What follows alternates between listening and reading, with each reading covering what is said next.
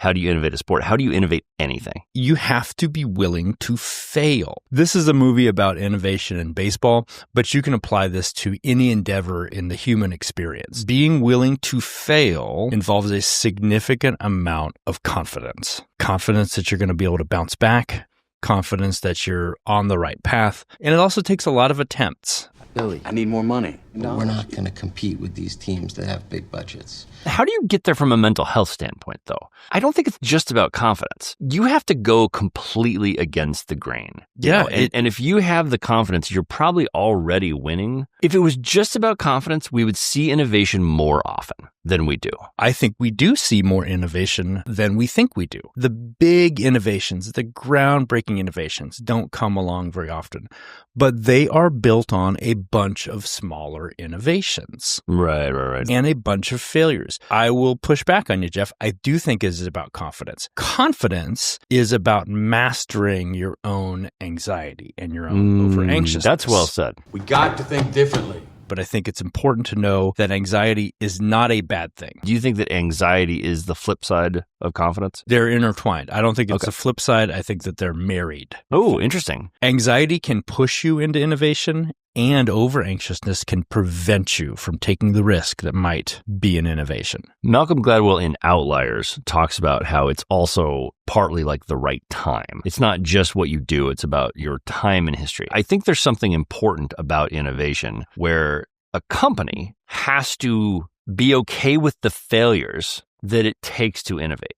If Billy Beane had been fired because of his failures, then he never would have gotten to innovation. And I think that there are a lot of people who want to innovate and know that they don't have the time. I think about this a lot with like football coaches, where you're given like 2 years to build a winning team or you're fired. You don't have the time to fail. You don't have the time to try new things. And so even if you have the confidence to be an innovator, you also have to be in a position where you're going to be allowed the room to fail in order to get to that innovation. That takes a lot of trust on the owner's part or the people in charge's part. Sure. 2 points I want to make. When you're looking at like the innovation in football or in any sport, the innovation at the top levels, the coaches have already decided what they're going to do. They don't become an NFL head coach and go, oh, now I'm going to try this thing. I mean, the big innovators, they've tried it at other levels. They've tried it as offensive coordinators. They've tried it in college. Then they go to the pros. So my point is that all these innovations are built on iterations, trying, failing, honing what you've got, and then at some point it's identified in hindsight as a big innovation. You said that a lot of it's about timing, and I really think it is. We humans want to downplay the effect of blind luck in our experiences. 100%. And we want to do that because blind luck takes the mastery out of it, takes our control, takes our perceived sense of control as human beings out of the equation, and can actually, if you follow it down a rabbit hole, can lead to a lot of nihilism. Like, well, what's the point of even trying if everything's all luck? Everything's not all luck, but I think we don't appreciate or acknowledge how much of what we achieve or don't achieve is luck. If it's free to play the lottery, play it 1,000,000 times and you're going to win. And yes, you'll be lucky when you win. But like the more times you put yourself in a position to be lucky, the more you will succeed. It's the law of big numbers. A sort of a mix of that. You think about like trust fund kids can start 4 or 5 businesses. And if the 5th one succeeds, then great. But if you don't have a lot of money behind you and you try once and you fail, that's your shot. I think those go hand in hand. That's exactly right. That's why in the movie, for me, the whole conceit that, well, this is Billy Beane's one shot, and he's throwing it all at this thing that he doesn't really know anything about. That just kind of hits hollow for me. That wasn't the true story.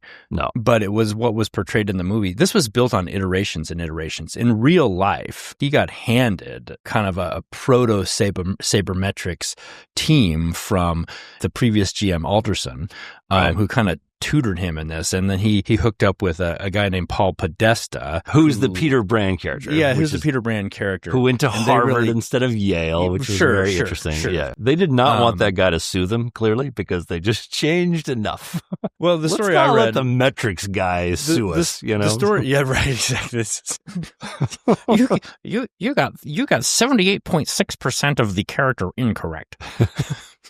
Exactly. Here's the important part I think about innovation that I think some people do miss. You have to start the habit of innovation as early as humanly possible. And I think about this with a guy like Billy Beane, who in the book Moneyball, they talk about how he was the biggest and strongest. And so for 20 years, he was able to get by on his bigness and his strongness rather than learning about the game. And so even if you're on top, analyze your weaknesses, figure out ways you can get better, and practice innovating. Because at some point, you will face people who are better than you, who are bigger than you, who are stronger, and you're going to need to innovate. And if you haven't practiced innovating, you're going to fall behind. And innovation is really just about an analysis of strengths and weaknesses. And you can practice that as early as childhood. It's a skill like anything else. You know, you develop the ability to see the angles, to see the pitfalls, the shortfalls.